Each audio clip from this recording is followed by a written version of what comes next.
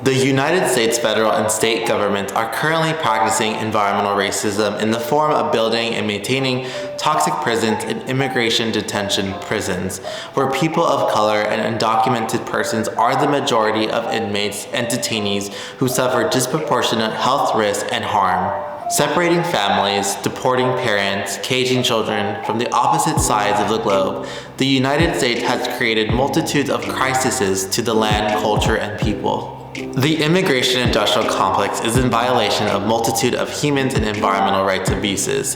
Imagine if we lived in a world where borders did not exist and people were no longer labeled and documented based on a paper that upholds settler colonial ideology. In our previous video, we've discussed the interconnections between the prison industrial complex and environmental justice.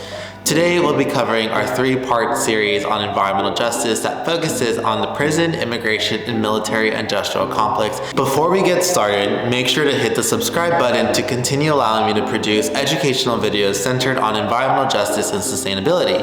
Every time you subscribe, it helps my videos be reached out to others and help amplify the work I do. The United States is a settler society that was founded on white supremacy and colonial expansionism. Their goal is to continue to remain a dominant force to suppress indigenous peoples and assert state sovereignty against people who are seen as the quote-unquote other, such as people who do not live within the geographic borders of the state. It is believed that United States-Mexico border was formally established back in 1848, starting with the Guadalupe Hidalgo Treaty, with the coming of the end of the American-Mexican War. It was established to relinquish a part of the land, which again, we have to remind ourselves that indigenous people are the original land stewards. This treaty gave rise to a division between the United States and Mexico. Throughout the United States, we saw how anti-immigration policies inflicted on people of the global majority. For in one case, which was the 1882 Chinese Exclusion Act, the first federal law prescribing entry of any ethnic working group on the premise that it endangered the order of certain localities.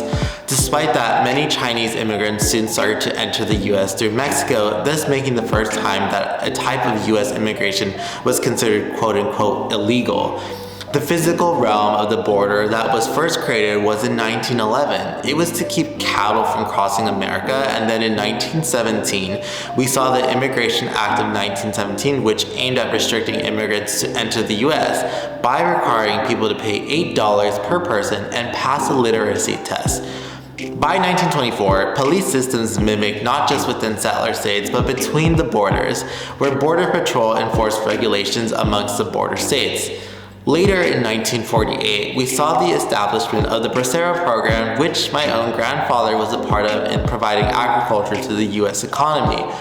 During this time, there was an influx of undocumented immigrants entering the US and working within agricultural sectors and being employed at low wages. Thus, we see a similar pattern today where thousands of undocumented farm workers are producing the globalized food system that a majority of us partake in, including myself. When I hear the term ICE or La Migra, I think about the pain and power that has been inflicted on my own family and other people of the global majority for the past decades. What many people don't recognize is the intergenerational trauma children of immigrants have to go through. The Homeland Security Act of 2002 created the U.S. Department of Homeland Security. They created the Bureau of Immigration and Customs Enforcement, now known as the U.S. Immigrant and Customs Enforcement. ICE was formed when the former U.S. Customs Service and the former Immigration and Naturalization Service merged during the shaping within the DHS. While ICE focuses on the enforcement side of United States immigration laws, U.S. Citizenship and Immigration Services administers the legal immigration processes. ICE, to me, is an environmental pollutant that must be eradicated within our movement. There have been a series of allegations and reports of their abuses towards migrant children, women, and marginalized folks. So, how do we define the immigration industrial complex in our conversations with environmentalism? We can best describe the immigration industrial complex as the confluence of public and private sectors' interest in the criminalization of undocumented migration, immigration law enforcement, and the promotion of anti-illegal rhetoric. This concept is based on the idea developed within regards to the prison and military industrial complexes. These three compasses share the same three major features, which is 1. A. Rhetoric of fear, B. The convergence of powerful interests, and C. A discourse of otherization. It is estimated that nearly 11 to 12 million people are labeled as undocumented within the United States. Yet many of them have no prospect for legalizations under the current laws we live in today. Our Congress continues to fail us, and they have been continuing to fueling billions of dollars into detrimental laws that disproportionately hurt immigrants of color. Back in 2006, the top 10 countries from which undocumented immigrants hailed from were from Mexico, El Salvador, Guatemala, the Philippines, Honduras, India, Korea, Brazil, China, and Vietnam, representing 79% of all undocumented immigrants. Each of these 10 countries has strong historical ties to the United States in terms of long-term labor recruitment, direct foreign investment, and trading relations, and U.S. military involvement. When we examine Latin America countries, we must also interrogate how Mexico is complicit in upholding the colonial state in the U.S.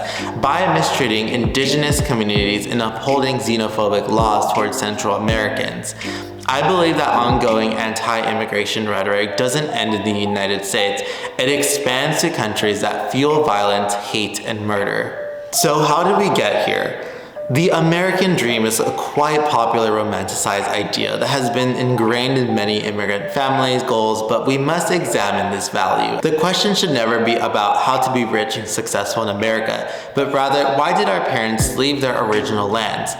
The truth is that the ongoing occupation of police systems, neoliberal policies, and decentralization of economies is a result of US imperialism. Take for instance NAFTA, which is often presented in a positive light in many economic courses here in the US. Legal and illegal immigration from Mexico was further accelerated by the passage of the North American Free Trade Agreement known as NAFTA in 1994, which I also had an environmental economics professor known as Gordon Rosser who believed that it was a positive thing for society, which was pretty gross knowing that it only benefited the US and the elite in Mexico. Although NAFTA was designed to reduce immigration, it has caused large increases in the numbers of Mexican immigrants in the United States for three major reasons. First of all, NAFTA has had a devastating effect on the profitability of agriculture in Mexico. The entry of heavily subsidized US corn and other products into the Mexican markets has made it unprofitable to grow corn in Mexico, and around 2 million Mexicans have been forced out of agriculture, which ties into land, food, and seed sovereignty. These former peasants, or as we love to acknowledge them as the closest people understanding our local food systems, often move to cities to work, and from there, many migrate to the United States. Second, NAFTA was created through favorable conditions in Mexico for large transnational retail corporations such as Walmart, which forced many smaller businesses to close. These former entrepreneurs are also often potential migrants. Finally, NAFTA has resulted in the reduction of wages along the Mexican border. When workers are earning lower wages than the subsistence level, if they're more likely to send a family member abroad to work to migrate themselves in order to survive. This didn't only happen in Mexico, it also happened in Central America with CAFTA. Back in 2006, with 5 Central nations joining the agreement, they were Guatemala, El Salvador, Honduras, Costa Rica, and Nicaragua. Free trade agreements are not based on the idea of free and betterment of society, but rather a neoliberalism surge to further maintain global economic and political power. There are no mutual beneficial agreements in these types of free trade agreements. One thing that we often fail to analyze is the rhetoric versus the reality of these acts and policies, and phrases that governments and politicians tell their people, which leads to more injustices in the system. Structural adjustment programs or poverty reduction strategies, also part of the neoliberal agenda we see today, which fuels immigration across the border.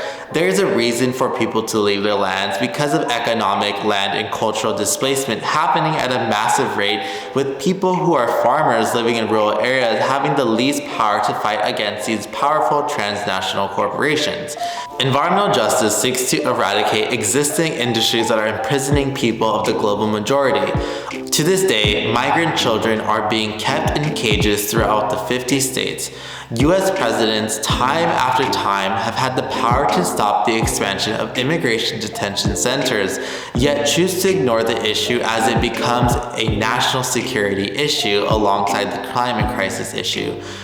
The Biden administration expressed that they wanted to approach immigration through a humane lens, unlike the Trump administration, but yet there are parallels with the continued existence of detention centers poisoning youth. Back in March of 2020, hundreds of protesters took the streets in Miami, where once the largest youth migrant detention center in the US was slated to reopen, despite the fact that it had been deemed too environmentally toxic for humans by the Environmental Protection Agency and the US Air Force.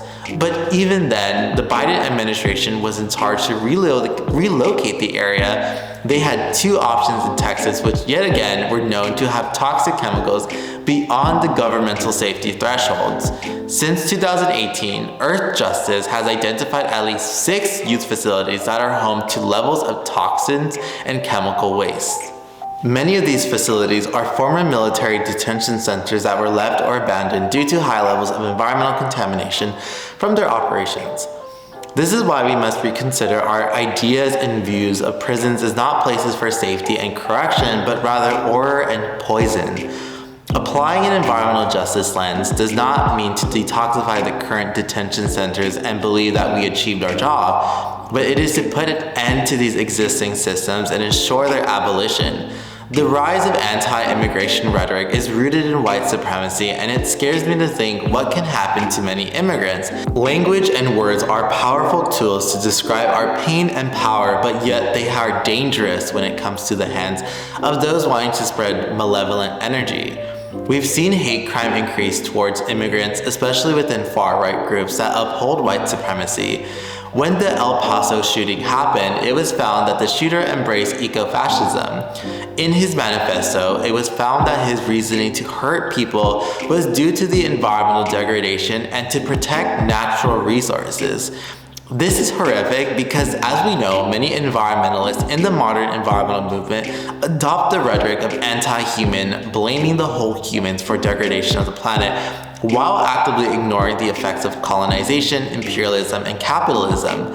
While our intent to say human supremacy is to bring awareness to people, it does more harm than good by influencing far-right groups to place the blame on immigrants. In fact, when we talk about eco-xenophobia, there are many white nationalists that believe every time immigrants come to the United States that they will be polluting the land, when in reality, they have the least carbon footprint compared to the elite and large-scale corporations. We need to be careful with our framing and how the white supremacy can manifest itself in the environmental movement. After all, when conversations regarding depopulation come about, it often focuses on the global south countries, which have generated the least amount of emissions than global north countries. Environmental justice is migrant justice. Our fight for environmental justice is migrant justice, seeking for the liberation of those who are currently confined by the immigration industrial complex is essential in the work we do today. I personally believe that extending ourselves to other ongoing movements will allow environmental justice movement to grow and for people to start making the interconnections of these issues. I get a lot of sadness writing about these types of topics for myself, as they are emotionally draining for me, having to read countless articles, research papers, and relate to my own lived experiences of having family members being taken away from ICE. And I think that what matters to me is that no being deserves to be held captive for wanting a better life due to the Western imperialism. It's not controversial wanting to abolish ICE, it's aligned to movement building. And if you're someone who has experienced pain, grief, or trauma from these exploitative industrial complexes, just know that you aren't alone, and I will also do everything in my power to continue fighting. We are here to stay and resist oppressive structures. In our next video, we will be delving into the military-industrial complex.